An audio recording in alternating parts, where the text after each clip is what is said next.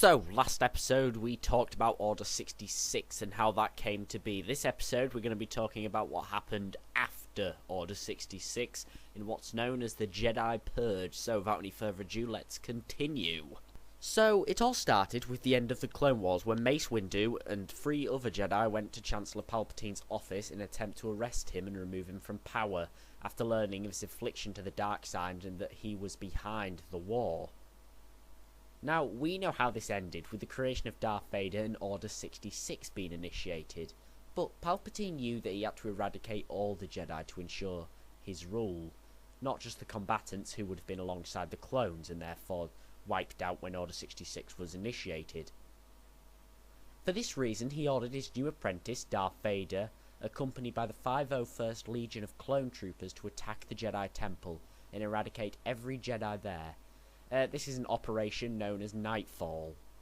What I remember about the rise of the Empire is how quiet it was. During the waning hours of the Clone Wars, the 501st Legion was discreetly transferred back to Coruscant. It was a silent trip. We all knew what was about to happen, what we're about to do. Did we have any doubts? Any private, traitorous thoughts? Perhaps, but no one said a word.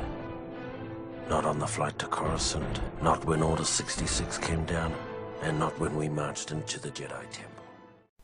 Now, Operation Nightfall represented a final devastating blow to the Jedi Order. The clones and Lord Vader silently walked the many steps to the temple.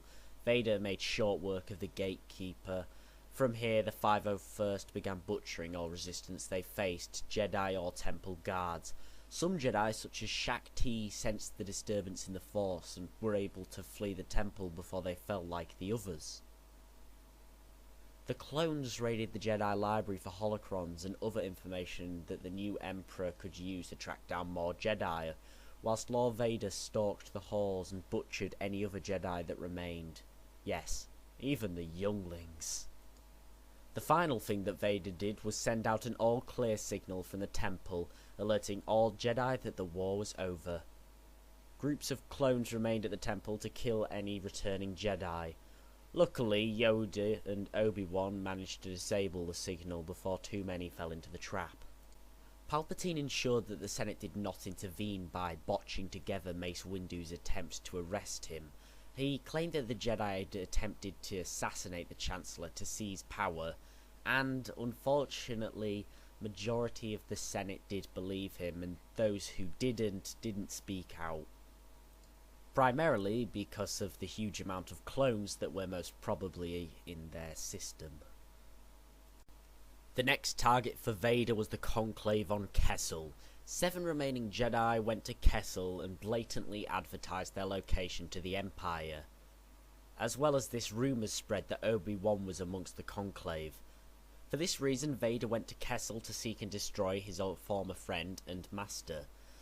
When Vader arrived, he found the several Jedi, but no Obi-Wan. Vader ordered the Jedi to tell him the location of his former master, but they didn't. The 7 Jedi were killed. Rumours were spread by Imperial agents stating that Vader killed 50 Jedi, which were then confirmed by the Emperor to make his enemies fear his new apprentice. The Conclave on Kessel's main objective was to kill Vader, as it would, well, basically cause a huge blow to the Empire, but it kind of backfired.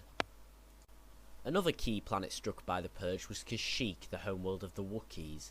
A decent amount of Jedi fled here to the vast jungle world. Some had been stationed here during the Battle of Kashyyyk in the closing days of the Clone Wars alongside Master Yoda. When the Imperials learned of this, they dispatched Vader along with a Star Destroyer, who arrived on the planet and commanded the Wookiees to surrender the Jedi and fall to Imperial rule. Needless to say, this didn't happen, and the Wookiees fought the Imperials alongside the remaining Jedi. Key cities were destroyed and Vader killed multiple Jedi commanders. As well as this, he found a young Force-sensitive boy who would later become his secret apprentice, but that's a story for another day. After the Jedi were defeated along with the Wookiees, Grand Moff Tarkin ordered the capture of the remaining Wookiees. They were then forced into slave labour and proved invaluable in the construction of the Death Star Mark I.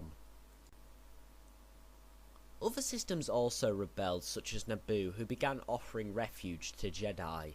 Now this is also the Emperor's homeworld, so it's quite a big statement. Needless to say, Vader and his ever-so-loyal 501st Legion made fairly quick work of them. In fact, the 501st gained the nickname Vader's Fist, and it's easy to see why.